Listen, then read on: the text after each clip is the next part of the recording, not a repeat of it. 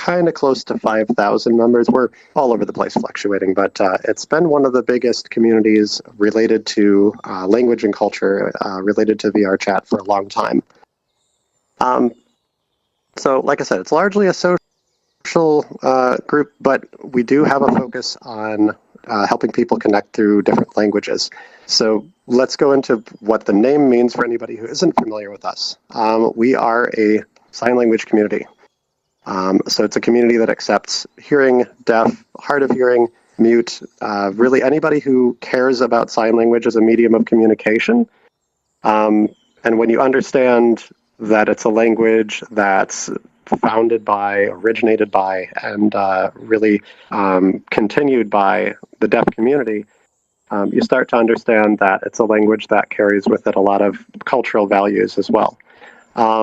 So it might confuse you, like, why VR? Why is that such a big and important thing?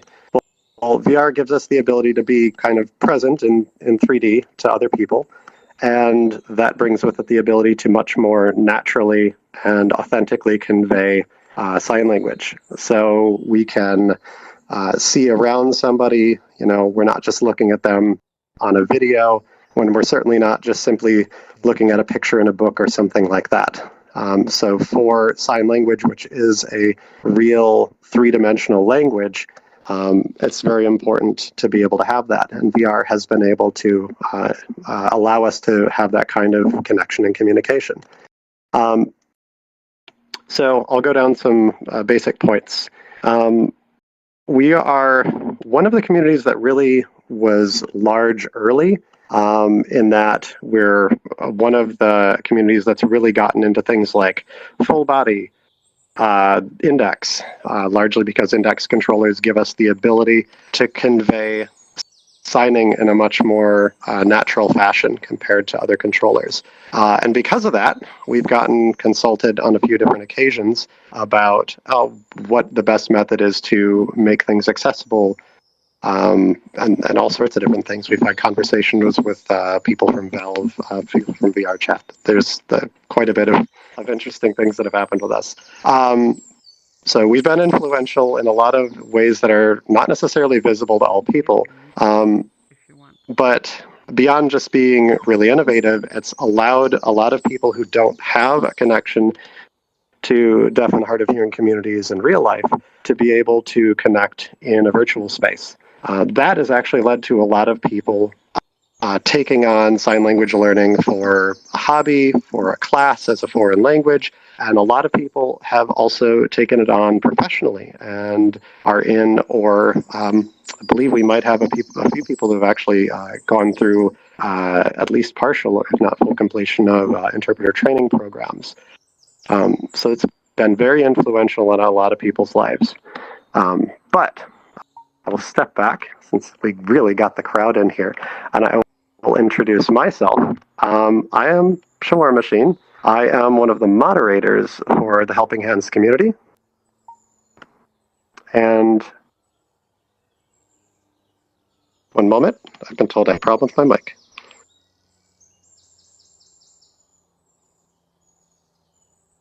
Okay. Okay. I'm ShaWarmachine. I'm one of the moderators for the Helping Hands community. So basically, I'm checking new people who come in and that sort of thing. I also maintain a class world that is used for some classes in our community. And I started learning sign through Helping Hands, 3+ years ago at this point. Prior to that, I had a really brief interaction way back in high school when I was learning ASL as a hobby after school project. And then I had a friend of mine who was in the computer club with me in my college who was deaf. And so we would communicate back and forth on keyboard. And I thought, there's no way I'll ever learn this language. This community has allowed me to pick up another language. It's also allowed me to use that as a bridge to start understanding concepts for learning other languages. So it's furthered my language learning, but it's also led to communication and connection with a bunch of friends in places in the world that I wouldn't have had the opportunity to connect with those people otherwise. And I certainly wouldn't have had the linguistic ability to do that. So that's my part and who I am with regard to Helping Hands. And I'll let Shade introduce himself. All right. So, hi, I am ShadeAxas. I actually am a real-life certified interpreter. That is what I do for work. I've been doing that for about 10 years now, almost 10 years. I got involved in Helping Hands because I had bought a VR headset back in 2020. I think it was like right before COVID. And I had just played the like normal VR games. Joined in VR chat one time and was like, nope, not my thing. Didn't play it again for about 8 months during like the beginning of COVID, everything. But then my brother, who plays VR chat, he told me, oh my god, I saw people signing in VR. And I had to find out more. I found out about Helping Hands, joined in, and now I am an interpreter here in VR as well for our many deaf members that we have. I get asked to go interpret events for them. And then also I become a moderator for the Helping Hands community and helping any of the new interpreter students who've joined in. I run a couple of classes and just kind of help the community as from the perspective of a hearing person who has achieved the fluency, has been involved in it in real life, and is now trying to help other people get to that point.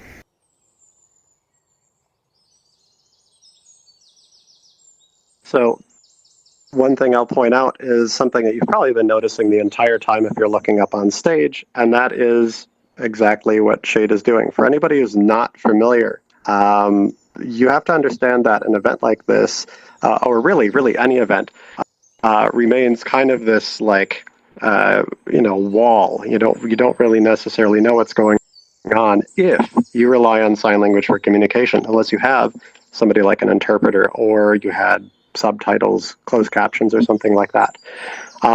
So when we provide something like that for accessibility, we also enable the ability for the people who rely on that language to be able to connect and then contribute back. So one thing that Helping Hands has really helped me learn is there are people who are extremely talented, who are extremely dedicated to programming, VR development, modeling, all sorts of different creative endeavors. I would have never connected or even realized that those people were doing anything had I not been able to access what they're doing because of an understanding with the language. And that really goes both ways. Hands basically acts to facilitate that exchange, to make sure that people who have that need are able to interact with hearing communities and vice versa. So there's sometimes a misunderstanding that the only reason that somebody should learn sign language is to help the deaf. That is not the only reason. Actually, you should learn sign language to help yourself, because if like me, if you're a hearing person, then there's a whole culture and a whole group of people that you don't have access to, and it's actually hearing people who are losing out by not knowing at least about these cultures and these languages. So Helping Hands assists with that. So what I've been talking about at this point is inclusion. Why is inclusion important? Because just like any other space, let's say it's a business, let's say it's a college project, let's say it's anything whatsoever, the more diversity that you have, the greater the possibility of getting the best ideas coming to the forefront. So when we connect people across cultures and languages, we get the best possible ideas. So if we increase the social opportunities for hearing people, we're also increasing the social opportunities for deaf people. We can also have interesting situations where people who don't share a written or spoken language whatsoever can have a communication in a way that's sometimes even easier than learning each other's shared spoken or written language. And that bridge language, in my case, it's often ASL, can help me connect with people that I wouldn't have a hope of communicating with. So much like what was talked about with the value of Trans Academy, forming these social connections, Helping Hands helps to facilitate that. The other really important thing is we're a VR-oriented community for the most part. And as we all often joke that this is the world's most powerful egg-smashing machine, VRChat does bring a lot of people who have diverse gender identities. That includes myself and many people in the Helping Hands community. Not everybody in those communities feels comfortable using their voice to communicate, and signing in a very beautiful way can help to bridge that gap. So not only are you able to connect with people who rely on signing as a necessary means of communication, you can use it as a preference, and that's a completely valid reason to learn the language as well. One thing that I wanted to ask Shade specifically to touch on here is the importance of, although it's great anybody can learn the language, it's very important to be respectful of the origins of the language. So I wanted Shade to speak a little bit about the importance of respecting deaf culture and information just for anybody who's interested in learning so that they can approach sign language in a respectful way.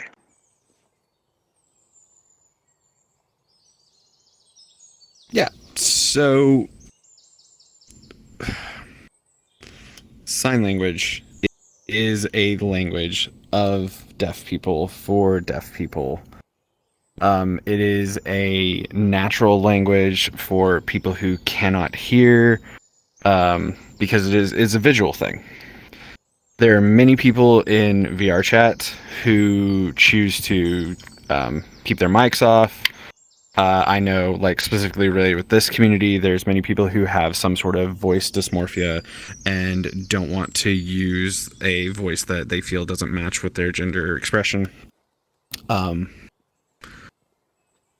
Those are all fine, perfect reasons to use sign language. And I am a complete advocate for using sign language in any situation. I love it. I use it all the time. I love hanging out in real life with my friends who can sign, and we will just flip back and forth between speaking and signing because there's some concepts that are just so much easier to sign instead of speak.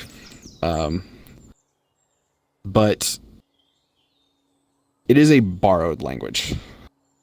There are so many amazing benefits that you can get as a hearing person who can borrow this language and use it and reap all these wonderful new experiences, new skills, new interactions, all these wonderful cool benefits about, like, being able to talk underwater or being able to talk through windows, or when you're in a concert and the music's so loud you can't, like, talk to each other without yelling, but you can sign and everything. There's so many wonderful benefits, but there's an entire community of people who have to use this or they are completely left out. And if anybody decides to pick up sign language and want to use it, I just want to remind you to please be respectful of the people who developed this language, who it is their language. It is most of the time their only language, their only accessible language. And if you are picking it up just for, like, a fad or just a little quick thing, but you don't want to actually interact with the deaf people who really own this language, you're really missing out and really not providing the positive experience that you could be. And here in VR, the most popular sign language is ASL, American Sign Language, just because that's what we typically have. That's what most of our users use. But we, in our community, one struggle we have is we have lots of people who are from Europe who want to learn ASL. because that's what we use here in VR more than anything. It's like, that's great. That's an awesome idea. But that also means that you are completely missing out on any of the experiences you can have with people who live in your country who use a different sign language. They don't use ASL. They use British Sign Language or German Sign Language or French Sign Language. That's a whole nother thing. They are not universal. Just throwing that out there because that's a common misconception. But just whenever you decide to take the steps, learn the new language, just remember who actually is dependent on this language, and realize that you are borrowing a language, but you have a skill now. You can actually communicate with these people who spend many times most of their day not being able to communicate with anybody. Like, even if you're like a lonely person who, sorry, not lonely, loner, slip of the tongue. A loner person like me who typically I can spend all day in my room not doing anything, not interacting with people. But if I go out and I go, buy lunch, get some like fast food or something, I still am able to interact with the person there taking my order. And it's something that most people take like completely for granted. But many deaf people struggle with that because they don't have the language access that they need. And the person working the drive-thru is not going to understand, oh, it's a deaf person, they're not able to put their order in correctly, like the normal way of speaking to the speaker box. They're going to have to pull up and like show their order on a phone. They don't get the friendly interaction of, hey, how are you doing, just meeting random people on the street. If you learn sign language and you meet deaf people, you have the opportunity to make that just subtle difference in their lives just by being able to say, hey, how are you? How's your day been? And just that one little thing is an absolute amazing experience for the deaf people. The fact that you are actually learning a language and you are providing more people for them to actually be able to talk to. I feel like I've ranted a little bit. I'm going to let Shaw take over again. It's fine. So with that said, I'm going to leave you with a couple brief points. So anybody that is interested in learning sign language, specifically in the VR space, you are welcome. If you're part of this community especially, you are absolutely welcome to join us. It's just discord.gg/helpinghands. We have language learning available with classes on a regular weekly schedule. In ASL, we also have other languages, LSF, which is French Sign, Korean Sign, JSL, and we have a variety of other teachers. Many of them are just like on summer breaks and things like that. But we've had classes for DGS, which is German Sign, British Sign Language, and others. So you're welcome to join us. I'd also point out that there are a lot of really cool projects that have come out of our community, and that's another really great reason to get involved. There's also social meetups, IRL, that have been hosted as well in many different U.S. states. That has dragged me to many locations I would have never gone to. Just got back from New Orleans, would highly recommend. And then, of course, we've got other projects and groups that are involved with us and connected with us. Many members of our community are also helping out with projects for Metacosm. And then there was also a literal HBO movie that one of our teachers and early founding members had actually created along with several people in the community. Notably, Ray is deaf, if anybody is friends with Ray, hello. And there's still more projects in the works that we're doing as well. So there's a lot of opportunities for language learning, cultural connections, social connections, and then projects, and even the possibilities of professional development as well. So we're more than happy to have anybody who wants to join. And again, you can learn for any reason. It's completely valid. With that said, we do have a few minutes left if we have any questions that we would like answered about the community. I don't know if Colby's got like an eye on the chat or anything like that, but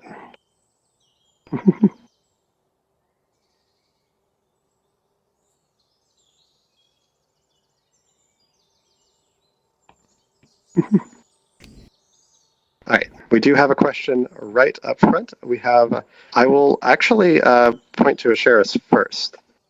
Because you happen to be here, I am going to make it so I can hear you. Go ahead. What do we got? Very well. So how has it been with reactions in public roles, like say if you're in the Great Pug and you're doing sign language conversations?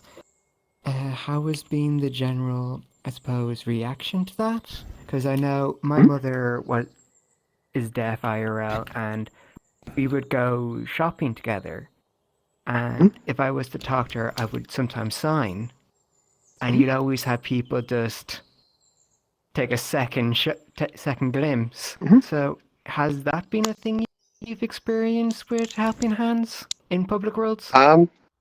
For sure. I will say from my experiences, actually, I'm really glad you asked this question because it's one of the most wholesome things about VR is that it kind of filters for people who actually want to be here and actually want to have a positive interaction. So when you're in a public instance, a public space, and people see that and they're not immediately familiar, I know very early on people would say, like, I don't know, what are they doing? They must be in a Discord call.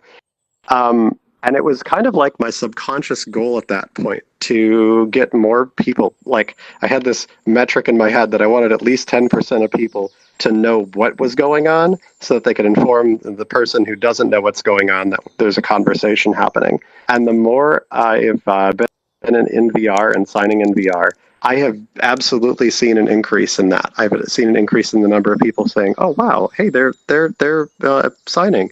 I know that community." And so then you'll sometimes run into just random people. We have actually a staffer here that I've run into who just randomly was signing, and I was like, "Wait a minute, hold on." And it's just beautiful to have a whole conversation and to just have that world just kind of open up. And I can only imagine that as we go forward, there's just going to be more of that, and it's just going to be, that wholesome surprise of, oh my gosh, I can talk with you. Like, I can have a whole conversation. This is great.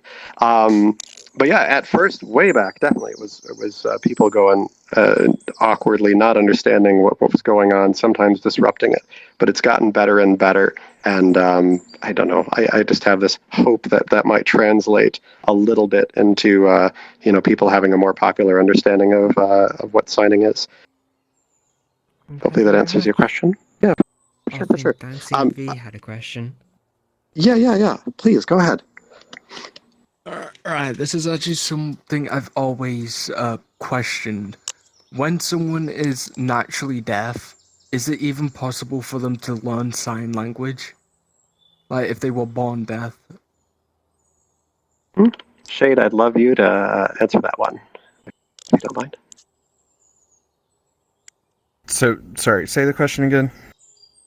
If someone was naturally born deaf, would they even be able to learn sign language? Because obviously they wouldn't be able to read at all or understand how words are pronounced in any way and what they mean.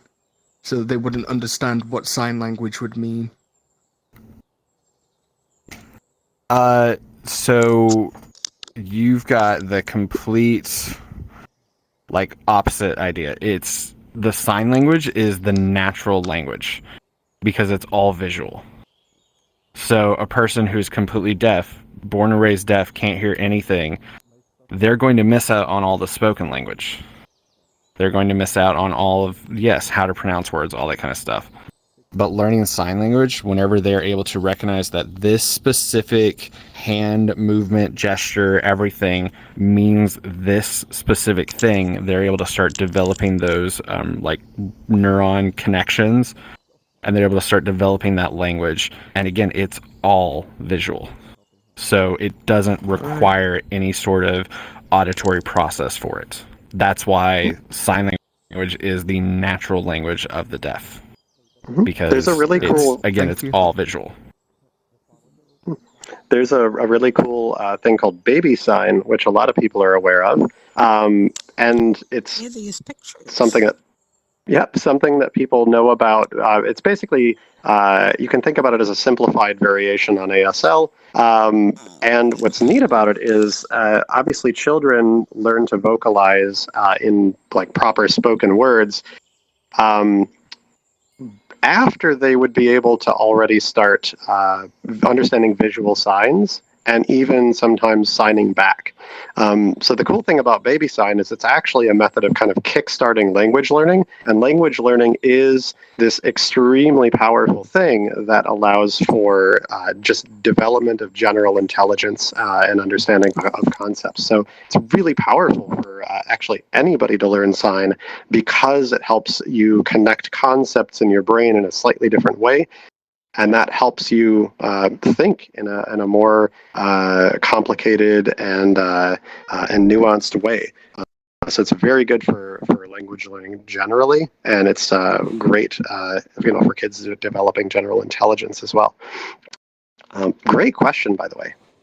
Do we have any others? And by the way, if anybody else does have a question, I won't be able to see you raise your hand unless you stand basically right there. So please feel free. Don't be shy. Just pop right to the front. I will have time for maybe one or two, and that is about it. But I'm going to...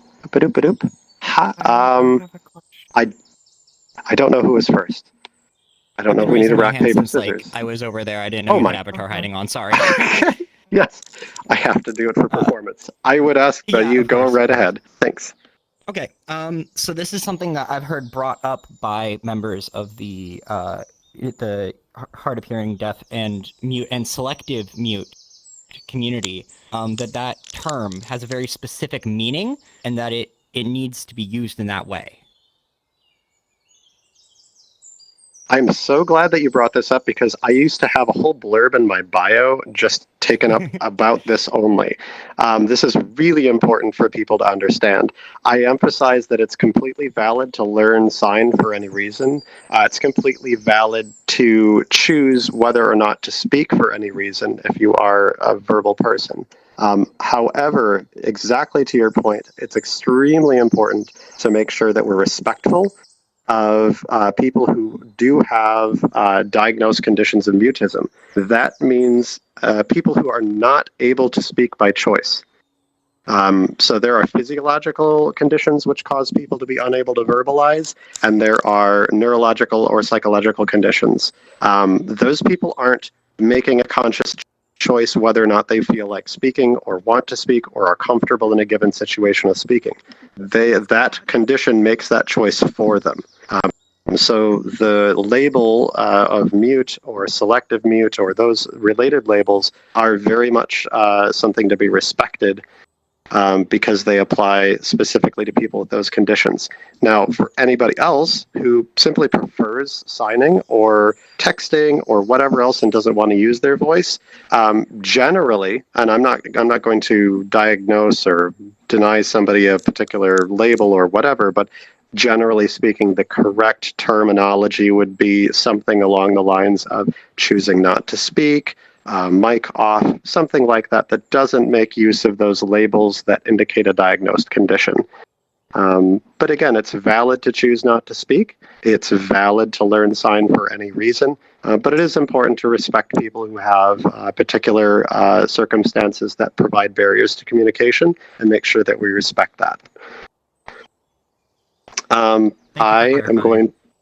You're very welcome. I would like to ask Asheris, who popped up a second, if it is okay to field a couple more questions that are up here, or if we need to be making way for the next presenters. Oh, hi. Oh, on the spot there. I think we still have time. Oh. Okay.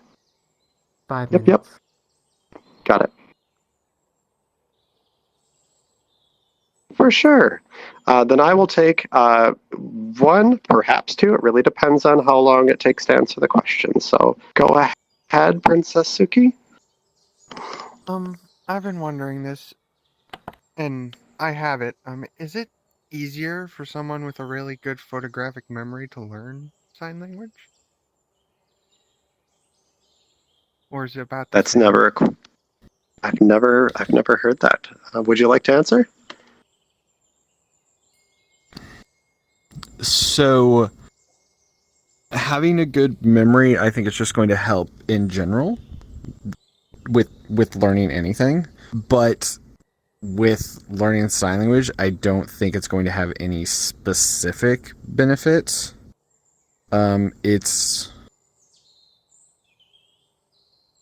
like, and again, I can go on a whole tangent. Also, if anybody decides to join Helping Hands, just so you know, we have a freshman orientation class that's currently kind of been on pause, on a hiatus, but I'm going to be setting it back up again. And then I'm planning on having an ASL orientation class to really like go into depth about this. But learning kind of just casual sign language, you're typically just going to be learning the vocabulary. But if you're trying to actually learn the language, you're going to have to learn the grammar of it, which is completely different than English. There's a whole class I can teach about it. So if you're trying to learn ASL, like the actual language, a good memory is going to help, but really that's not the thing you're going to be needing to do. You're going to be needing to learn the grammar, learn the rules of the language, learn how to play with the language, how it is, like ASL itself is a language and you can play with it. You can make puns, you can alter it to have different inflections. And if you're just memorizing the vocab, which I think the memory would help with that, but you're only memorizing the vocab, you're not memorizing the language. So again, generally I think it would help, but specifically I don't think it's going to have any like specific benefit. All right. And real briefly, AG Rose, what's the question that you have?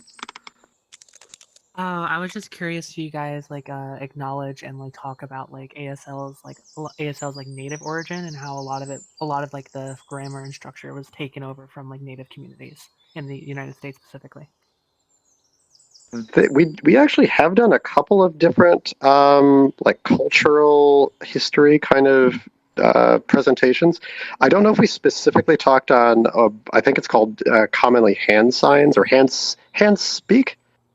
I know what you're talking about as far as like American Native people used use their own sign language that was borrowed from in a lot of ways in order to like inspire modern ASL.